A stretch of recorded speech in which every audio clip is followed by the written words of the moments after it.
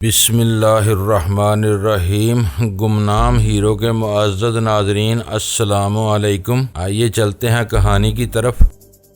میں نے کھنکار کر گلا صاف کرتے ہوئے کہا، کپتان صاحب، آپ کا اندازہ بڑی حد تک درست ہے۔ میں پیدائشی طور پر پاکستانی ہوں۔ میری زندگی کا بیشتر حصہ سنگاپور میں گزرا ہے۔ پھر میں نے دنوں کی طرف اشارہ کرتے ہوئے کہا، یہ میری دوست ہے۔ اس کے آباء و اجداد کا تعلق تبت سے تھا۔ اس کے بعد میں نے ناگفتی اور انتہائی ذاتی واقعات کو چھپاتے ہوئے کپتان کو اپنے اور دنوں کے بارے میں سب کچھ بتا دیا۔ وہ پوری توجہ سے میری بات سنتا رہا۔ بیچ بیچ میں بعض واقعات پر اس کی آنکھیں حیرت سے پھیل جاتی تھی۔ بہرحال میں نے اسے ایک خاص حد سے آگے کچھ نہیں بتایا تھا۔ میری زندگی کی کہانی کا لب لباب یہ تھا کہ میں شر کے خلاف حق کی جنگ لڑ رہا ہوں۔ میرے اثر انگیز اور جامع بیان نے کپتان کو مطمئن کر دیا۔ اس نے بعض سوالات بھی کیے جن کے میں نے تسلی بخش جواب دیے۔ میں نے کپتان کو اپنے اصل نام بھی بتا دیے تھے۔ ظاہر ہے دنوں کا گونگا پن بھی ختم کرنا پڑا تھا۔ میرے انکشاف پر کپتان نے نرمی سے کہا، اس بات کا ہمیں صبح ہی پتہ چل گیا تھا۔ صبح ہی؟ میں نے الجھن زدہ نظروں سے اسے دیکھا۔ وہ زیر لب مسکراتے ہوئے بولا، ہاں صبح ہی۔ ہمارے مخبر نے ہمیں بتایا تھا کہ زخمی لڑکی اپنے ٹخنے موچ نکلوانے سے پہلے تم سے اور موچ نکلوانے کے بعد حکیم جی سے کیا باتیں کی تھی۔ مجھے حیرت کا ایک جھٹکا لگا۔ کپتان نے بات ہی ایسی کی تھی؟ میں نے اضطراری لہجے میں پوچھا، کیا وہی حکیم آپ کے لیے مخبری کرتا ہے؟ جب پنڈت کے گھر میں حکیم دنوں کا ٹخنا دیکھنے آیا تھا تو اس وقت بیٹھک نما کمرے میں میرے دنوں اور کشوری لال کے سوا کوئی چوتھا فرد موجود نہیں تھا۔ ہم تینوں میں سے تو کوئی انفارمر ہو نہیں سکتا تھا۔ آ جا کر حکیم پر ہی تان ٹوٹتی تھی۔ پھر کپتان نے دنوں کی حکیم سے بات چیت کا حوالہ بھی دیا تھا، جس سے سارا شک حکیم کی طرف ہی جاتا تھا۔ کپتان میرا سوال سن کر زیر لب مسکرایا اور ٹھہری ہوئی آواز میں بولا، تمہارا یہ سوال مجھ تک نہیں پہنچا۔ تم اپنے طور پر جو بھی نتیجہ اخذ کر لو، تمہیں اس کا حق ہے۔ ماشاءاللہ، تم تو خاصے تجربے کا سیلانی اور مہم جو ہو۔ کپتان نے بڑے مبہم الفاظ میں میری تعریف کی تھی۔ میں سمجھ گیا کہ وہ اپنی زبان سے حکیم کے مخبر ہونے کا اقرار نہیں کرنا چاہتا۔ ویسے اس کا انداز ہی میرے سوال کا مثبت جواب تھا۔ حکیم کے سوا اور کوئی شخص یہ خبر ان تک نہیں پہنچا سکتا تھا۔ میں نے اپنے مطلب کی طرف کپتان کی توجہ مبذول کرتے ہوئے پوچھا، اب ہمارے لیے کیا حکم ہے؟ آپ لوگ ہمارے بارے میں کیا سوچا ہے؟ تم دونوں کو مزید 2-3 گھنٹے ہماری چوکی پر رکنا پڑے گا، کپتان نے جواب دیا۔ محکمہ جاتی ضروری کارروائی پوری کرنے کے بعد آپ کو مقامی پولیس کے حوالے کر دیا جائے گا۔ پولیس کے حوالے کیوں جناب؟ ہمارے بعد ان کا کام شروع ہوتا ہے، اس لیے تو اس کا مطلب ہے کہ آپ ہم سے مطمئن نہیں ہوئے۔ ایک حد تک مطمئن ہوئے ہیں، کپتان سالے نے مضبوط لہجے میں کہا۔ باقی کا اطمینان مقامی پولیس والے کریں گے۔ میں نے الجھے ہوئے انداز میں کہا، میں کچھ سمجھا نہیں جناب۔ دیکھو برخوردار، کپتان کا لہجہ پھر مشفقانہ ہو گیا۔ سرحدی محافظ ہے، ہمارا کام وطن عزیز کی سرحدوں کی حفاظت کرنا ہے۔ ہم یہ کام نہایت تندہی اور جوش و جذبے سے کرتے ہیں۔ اپنی ڈیوٹی کے مقام پر ہم بڑی چوکس نظر رکھتے ہیں، سرحد کی نگرانی کرتے ہیں۔ ہر قسم کی غیر قانونی نقل و حمل،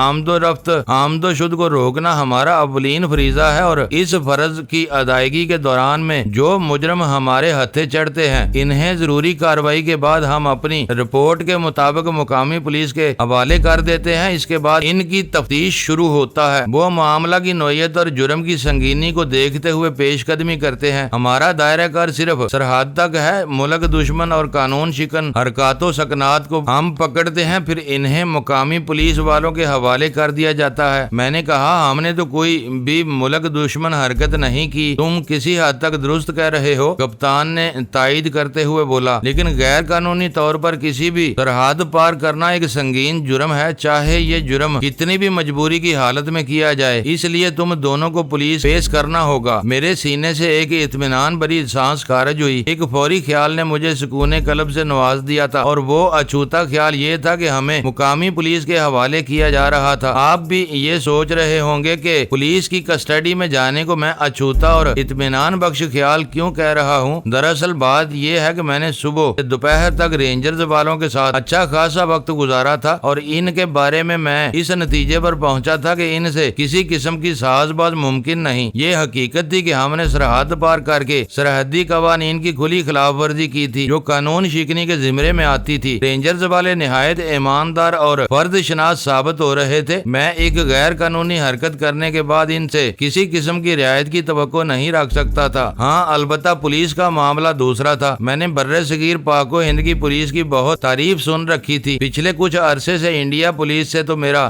گہرا واسطہ بھی رہا تھا۔ میں ان کی رگ رگ سے واقف ہو چکا تھا، لہٰذا اس تناظر میں پولیس والوں کے پاس پہنچنے کے بعد ہمارے لیے آسانیاں پیدا ہونے کی امید کی جا سکتی تھی۔ میں نے کپتان صالح رحیم سے پوچھا، پنڈت کشوری لال کہاں ہے؟ وہ ہمارے قبضے میں ہے۔ اس نے بتایا، گزشتہ رات تمہارے قافلے والوں نے اونٹوں پر جو مال اسمگل کر کے بستی کے داخلی حصے میں واقع حویلی تک پہنچایا ہے، پنڈت نے اس کے بارے میں سب کچھ قبول کر لیا ہے۔ پنڈت کے دونوں آدمی آچر اور پیر بخش بھی ہماری تحویل میں آ چکے ہیں، البتہ تمہارے قافلے کا سربراہ ہربنس ہاتھ سے نکل گیا ہے۔ اسمگلنگ کا مال برآمد کر لیا گیا ہے۔ پنڈت کے بارے میں بھی ایک سنسنی خیز رپورٹ تیار ہو رہی ہے، اسے بھی تم دونوں کے ساتھ ہی حوالہ پولیس کیا جائے گا۔ کپتان کے انکشاف پر از معلومات تھا، مجھے اپنی رقم کا خیال آ گیا۔ کپتان صاحب، میں نے تشویشناک لہجے میں کہا، سوئی گام کے مکھیا دھرم چند نے مجھے ایک رکا دیا تھا جس میں وہ رکا میں پڑھ چکا ہوں۔ وہ قطع کلامی کرتے ہوئے بولا، صوبیدار محمد رمضان نے سب سے پہلے مجھے وہی خط دیا تھا۔ صوبیدار ہندی تحریر نہیں پڑھ سکتا، لیکن میں اردو، انگریزی کے علاوہ سندھی، پنجابی، گجراتی اور ہندی زبان بھی بہت اچھی طرح لکھ پڑھ اور بول سکتا ہوں۔ میں نے کہا، اگر آپ نے وہ رکا پڑھ لیا ہے تو پھر آپ کو یہ بات معلوم ہو گئی ہوگی کہ پنڈت نے مجھے پاکستانی کرنسی میں 50,000 روپے دینا ہے۔ ہاں، میں نے یہ بھی پڑھا ہے۔ پھر کپتان نے سوالیہ انداز میں جملہ ختم کیا تھا۔ میں نے کہا، آپ یہ تو کر سکتے ہیں کہ مجھے وہ رقم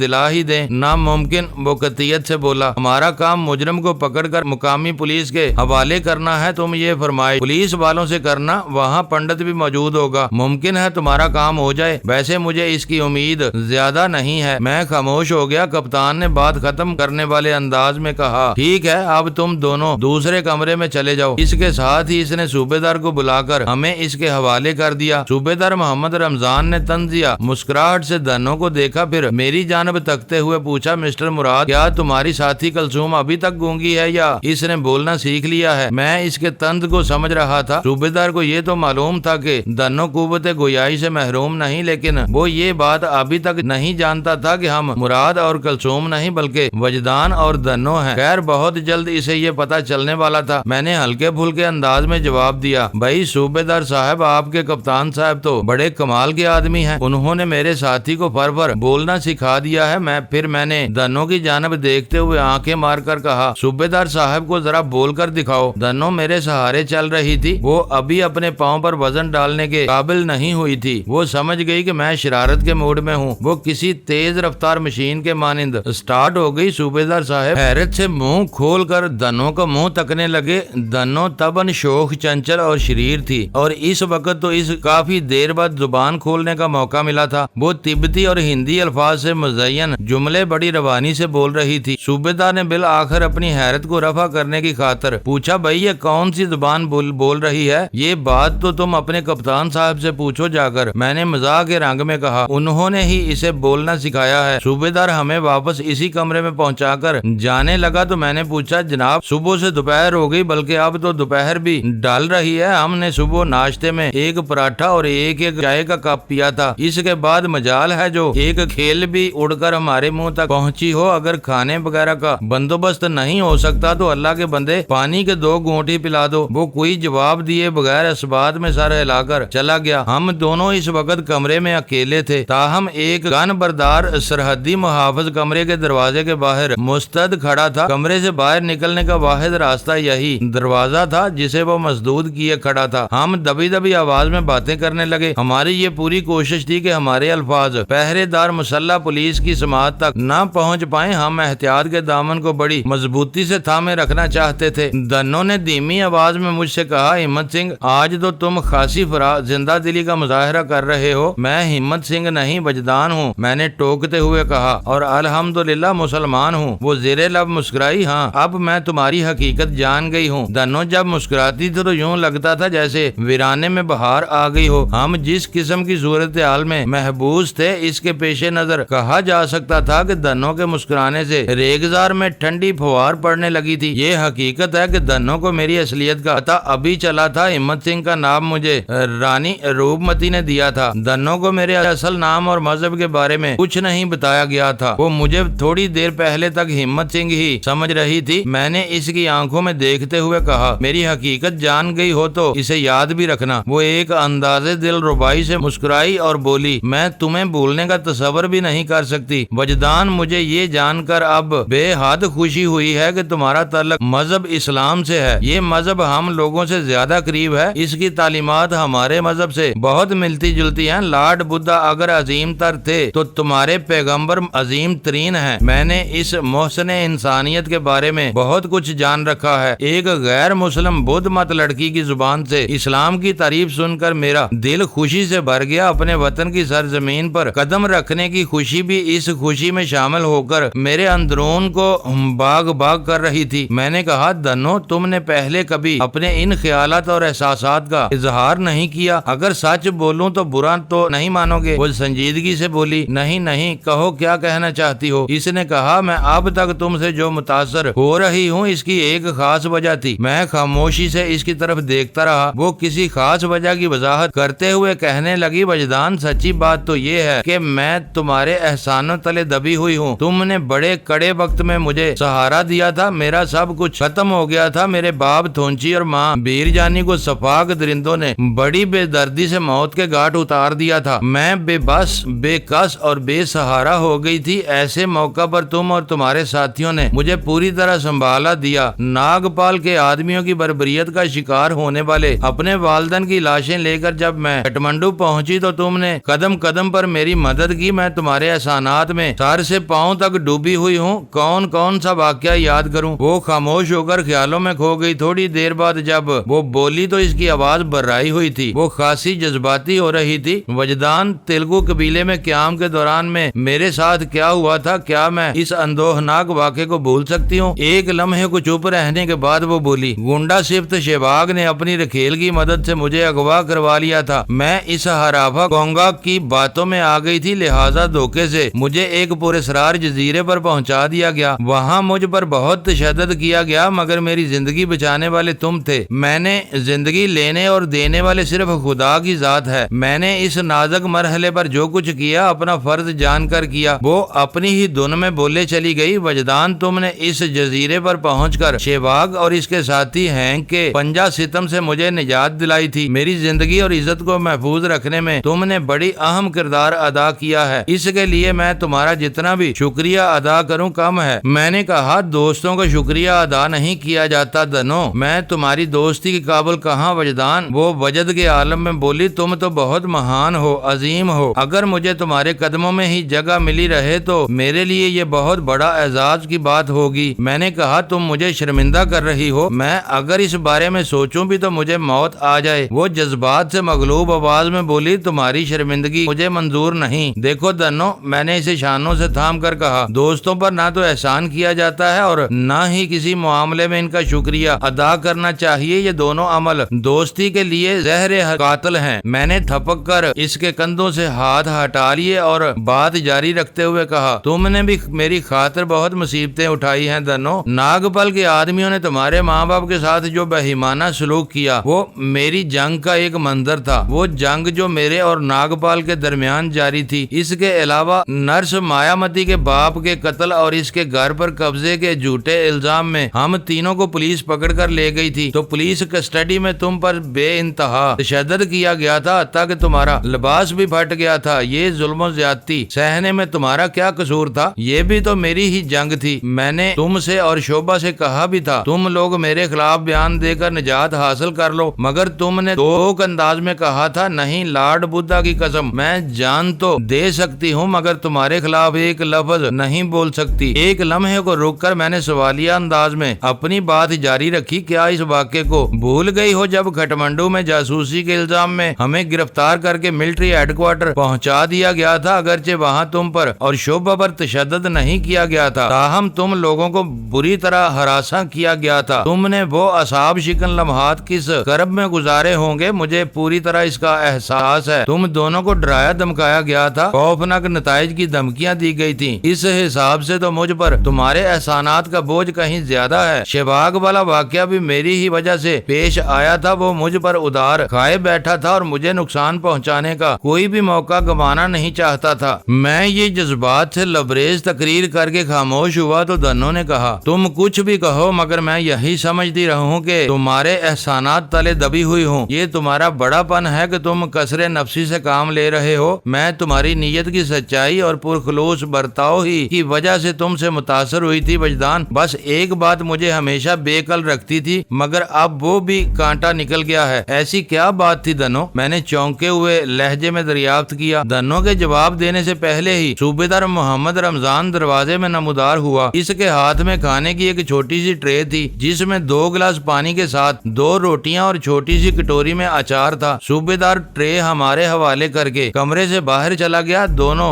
روٹیاں تنوری تھیں اور اچار آم اور لیمو کا تھا۔ ہم کھانا کھاتے ہوئے دوبارہ باتوں میں مصروف ہو گئے۔ ہم بڑے محتاط انداز میں اس طرح گفتگو کر رہے تھے کہ دروازے پر کھڑے مسلح محافظ کو کسی شکایت کا موقع نہ ملے۔ ہمارا انداز سرگوشیانہ تھا۔ میں نے کہا، دنو تم کسی خاص بات کا ذکر کر رہی تھی؟ ہاں وجدان، میں سچے دل سے کہتی ہوں تم پر لاکھ اعتماد کرنے کے باوجود یہ خیال مجھے بے چین رکھتا تھا کہ تم ایک ہندو ہو۔ ہندوؤں نے تبت، نیپال اور بدھ مت کو اپنی فطری مکاری اور چال بازی سے نقصان پہنچایا ہے۔ بس یہ ایک لاشعوری کھٹکا سا تھا جو اب ختم ہو گیا ہے۔ لارڈ بدھا کا لاکھ لاکھ شکر ہے تم ایک مسلمان ہو۔ اب میرے دل میں کوئی خلش نہیں ہے۔ میں حیرت اور تعجب کے ملے جلے تاثرات کے ساتھ اس کانچ کی گڑیا کو دیکھ رہا تھا۔ دنوں کے چہرے کی معصومیت نے اس کی دلکشی اور نظر فریبی میں 4 چاند لگا دیے تھے۔ وہ 18-19 سال کی ایک دراز قامت سڈول جسم والی لڑکی تھی۔ اس کی بڑی بڑی ہرنی جیسی سیاہ آنکھیں خاموشی کی زبان بولتی تھی۔ سرخ و سفید رنگت نے اس کے حسن میں تازگی بھر دی تھی۔ اس پر اس کی شوخ و چنچل اور شرارت امیز اداؤں نے اس کے شاداب بدن کو پنکھ لگا دیے تھے۔ میں نے کہا، دنو میں کوشش کروں گا تمہارے اعتماد پر پورا اتر سکوں، لیکن یہ بات ہمیشہ ذہن میں رکھنا، میرے پاؤں میں بگولے بندھے ہوئے ہیں۔ میں نہیں جانتا میرا کون سا دن کہاں اور کون سی رات کہاں گزرے گی۔ زندگی مجھ سے ایک کڑا امتحان لے رہی ہے، اس لیے تم مجھ سے کوئی بہت بلند امیدیں وابستہ نہ کر لینا۔ آخر کو میں بھی ایک انسان ہی ہوں۔ وجدان، میں نے اپنی روحانی پیشوا دلائی لاما کے اقوال کو اپنی روح میں اتارا ہے، دل میں بسایا ہے اور ذہن پر نقش کیا ہے۔ وہ کھانے سے ہاتھ روکتے ہوئے بولی، وہ ایک جگہ لکھتے ہیں، انسان کو اپنے عزائم کو بلندی کی انتہا سے زیادہ بلند اور ناممکنات سے زیادہ ممکن رکھنا چاہیے۔ اس کا سب سے بڑا فائدہ یہ ہوتا ہے کہ اگر اسے کامیابی نہ ہو تو انسان کا دل نہیں ٹوٹتا۔ وہ یہ سوچ کر خود کو تسلی دے لیتا ہے کہ ایسا ہونا تو ممکن ہی نہیں تھا۔ تمہارے دلائی لاما نے بڑی گہری بات کی ہے، میں نے کہا۔ وہ بولی، دلائی لاما نے تو تمہارے بارے میں بھی بہت بڑی گہری باتیں کی ہیں وجدان۔ یاد ہے میرے باپ تھونچی نے تمہیں عبادت گاہ کے تہہ خانے کا راز کیوں بتایا تھا؟ وہ وقت بھی یاد کرو جب میرے ماں باپ کی موت کے بعد دلائی لاما کے بھیجے ہوئے نئے بدھ راہب بدھ نیل کنٹھ کی عبادت گاہ کا چارج سنبھال رہے تھے تو انہوں نے تم سے کیا گفتگو کی تھی؟ میں دنوں کے اشارے بڑی وضاحت سے سمجھ رہا تھا۔ میرے لیے یہ بڑے فخر و انثبات کی بات تھی کہ دلائی لاما نے مجھ پر اپنا بھرپور اعتماد ظاہر کیا تھا۔ یہ کوئی معمولی بات نہیں تھی، یقیناً وہ میرے جوہر سے آشنا تھا۔ دنوں نے مجھے خاموش دیکھ کر کہا، تم نے تو ہندوستان اور نیپال میں میری ہر قسم کی مدد کی ہے، یہ تو تمہارا اپنا ملک ہے، یہاں تو میں زیادہ محفوظ ہوں۔ تم ٹھیک کہہ رہی ہو دنوں، میں نے کھانے والی ٹرے کو ایک جانب کھسکاتے ہوئے کہا۔ پاکستان میرا اصل وطن ہے، میں یہیں پیدا ہوا تھا۔ تم کپتان کی موجودگی میں میری زندگی کی بیشتر کہانی سن چکی ہو۔ جو باتیں میں نے یہاں چھپائی ہیں وہ رفتہ رفتہ تم پر آشکار ہوتی رہیں گی۔ ایک لمحے کو رک کر میں نے اپنی بات جاری رکھی۔ میں اپنے والدین کی گود میں جب اس ملک سے گیا تھا تو میری عمر صرف 2 ماہ تھی۔ میرے والدین کو بڑی قسم پرسی کی حالت میں اپنا ملک چھوڑنا پڑا تھا۔ وہ اپنے گاؤں رکھا والی سے لاہور شہر پہنچے، پھر لاہور سے کراچی اور کراچی سے سنگاپور چلے گئے۔ میں 12 سال کا ہوا تو میری آنکھوں کے سامنے بڑی بے دردی سے میرے ماں باپ کو قتل کر دیا گیا۔ وہ دن اور آج کا دن میں مسلسل ایک چکر میں ہوں، حالات اور قسمت جہاں لے جائے دوڑا چلا جاتا ہوں۔ میں نے پہلے بھی پاکستان آنے کی کوشش کی کی تھی مگر ہمارا جہاز ایئر پاکٹ میں پھنس گیا اور جہاز کو ہنگامی لینڈنگ کرنا پڑی، جس کے باعث میں انڈیا کے وسیع و عریض ریگستان میں پہنچ گیا تھا۔ اور اب میں نے ایک لمحے کو روک کر ایک بوجھل سانس خارج کی اور کہا، اور اب اپنے ملک کی دھرتی پر قدم رکھا ہے تو ایک نئی مصیبت میں پھنس گیا ہوں۔ دنوں نے کہا، وجدان، ہم دونوں کی کہانی میں کچھ مماثلت ہے۔ وہ کس طرح؟ میں نے پوچھا۔ وہ بولی، ہم دونوں کے والدین کو ہمارے سامنے خاک و خون میں لوٹایا گیا، بس فرق اتنا سا ہے کہ ان اندوہناک اور دلدوز واقعات کے وقت تمہاری عمر 12 سال تھی اور میری 18 سال کی ہوگی۔ تم ٹھیک کہتی ہو دنو۔ میرے لہجے میں اداسی آ گئی۔ وہ بھی دل گرفتہ نظر آنے لگی۔ دنو بھی اپنے ماضی قریب میں ایک صدمہ جانکا سے گزری تھی۔ وہ میری کیفیت کو زیادہ بہتر انداز میں سمجھ اور محسوس کر سکتی تھی۔ اس کی یہ بات کسی حد تک درست تھی کہ ہم کم و بیش ایک جیسے حالات سے والدین سے محروم ہوئے تھے۔ کہتے ہیں حالات کی کشیدگی کو زبان کی شگفتگی کاٹ دیتی ہے۔ شاید اسی فلسفے کے تحت دنو مجھ سے چھیڑ چھاڑ کرنے لگی۔ وہ مزاجن چنچل اور شریر تو تھی ہی، 2-4 شرارت آمیز اٹکھیلیوں کے بعد وہ اچانک سنجیدہ ہوتے ہوئے بولی، وجدان، ایک بات پوچھوں، صحیح جواب دو گے؟ اس کی سنجیدگی مصنوعی پن کی جھلک کہیں نظر نہیں آ رہی تھی۔ میں نے ٹھہرے ہوئے لہجے میں کہا، ہاں پوچھو، کیا پوچھنا چاہتی ہو؟ اس نے پوچھا، وجدان، کیا تم نے کبھی کسی سے محبت کی ہے؟ اپنی بات ختم کرتے ہی وہ گہری نظروں سے میری آنکھوں میں دیکھنے لگی۔ اس کا جواب بہت نازک اور اہم تھا۔ میں نے اس کی جانب دیکھتے ہوئے جواب دیا، ہاں، میں نے زندگی میں بہت سے لوگوں سے محبت کی ہے۔ میں بہت سے لوگوں کی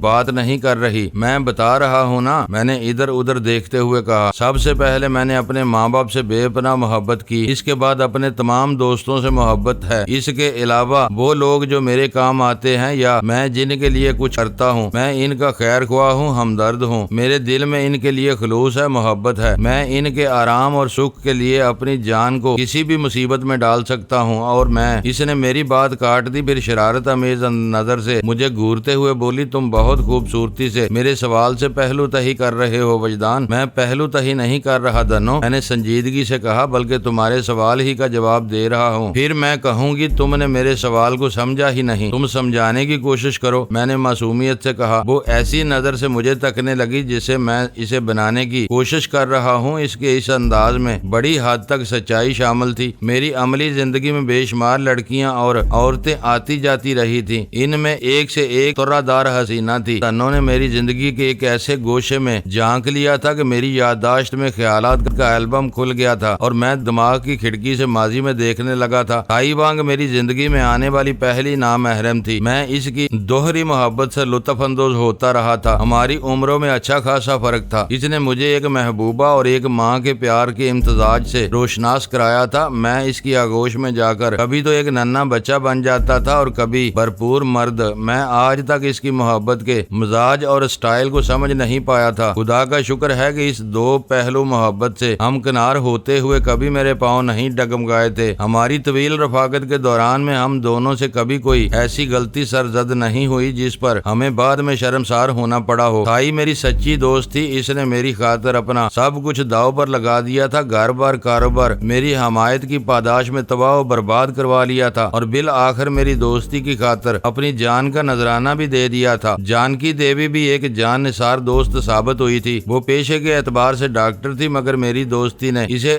در در کی خاک چھاننے پر مجبور کر دیا تھا اور وہ اسی دربدری میں خوش تھی۔ پھر ایک موقع پر اسے بھی میری جنگ کے شعلوں نے نگل لیا تھا۔ وہ میری جیت کی خاطر اپنی جان ہار گئی تھی۔ رنگولی کا کردار بھی میری زندگی میں بہت اہمیت رکھتا تھا اور رنگ سنت کی بیٹی کو میں کیسے بھول سکتا تھا۔ سونیا بڑی قیامت خیز اور طوفان امیز لڑکی تھی۔ اس لڑکی نے میرے زہد کی دنیا میں جزوی سند لگا لی تھی جس پر میں ابھی تک نادم تھا۔ گولڈن ٹرائی اینگل کی جانب جاتے ہوئے چیانگ سائن کی ایک پہاڑی پناہ گاہ میں سونیا کے ساتھ قیام کے دوران میں میری زندگی میں وہ لمحات بھی آئے تھے جب میری پایا استقامت میں معمولی سی جنبش پیدا ہوئی تھی۔ اس حرکت نے مجھے پورے وجود سے جھنجھوڑ ڈالا تھا۔ رانی روپمتی اور شوبھا نے بھی میری دوستی میں بہت مصائب اٹھائے تھے۔ مجھے ہمت سنگھ کا نام روپمتی ہی نے دیا تھا۔ وہ مجھ سے ایک انسانی نیلام گاہ سے بھاری قیمت میں خرید کر لائی تھی۔ میں قانوناً اس کا زر خرید غلام تھا مگر اس نے مجھے سر آنکھوں پر بٹھایا تھا۔ میری حمایت اور دوستی کے جرم میں اس نے جے پور کے پنڈتوں کی دشمنی مول لی تھی۔ پھر بملا اور چترا پریتم تھی۔ ان دونوں نے بھی میرے لیے بہت قربانیاں دی تھی بلکہ مجھ پر اپنی جانیں بھی قربان کر دی تھی۔ ایسے جان نثار وفادار دوستوں کا ضیاع مجھے بہت ستاتا تھا، ان کے بارے میں سوچ کر دل خون ہو جاتا تھا، لیکن یہی زندگی ہے، ملنے اور بچھڑنے کا عمل دائمی ہے۔ اگر آپ زندہ ہیں اور دنیا میں رہتے ہیں تو اس سے نجات ممکن نہیں۔ دنوں کی شوخ پکار نے مجھے خیالات سے چونکا دیا، وہ پوچھ رہی تھی کہاں کھو گئے وجدان۔ معزز ناظرین، لائک کریں، شیئر کریں اور کمنٹس باکس میں پاک آرمی زندہ باد، پاکستان پائندہ باد کا نعرہ ضرور درج کر کے اپنے ملک پر فخر کریں اور پاکستان کی بنیادیں مضبوط کرنے میں اپنا کردار ادا کریں۔ ویڈیو دیکھنے کا شکریہ۔ معزز ناظرین، اپنا خیال رکھیے گا اور ہمارے چینل کا بھی۔ ISI پاک آرمی زندہ باد، پاکستان پائندہ باد۔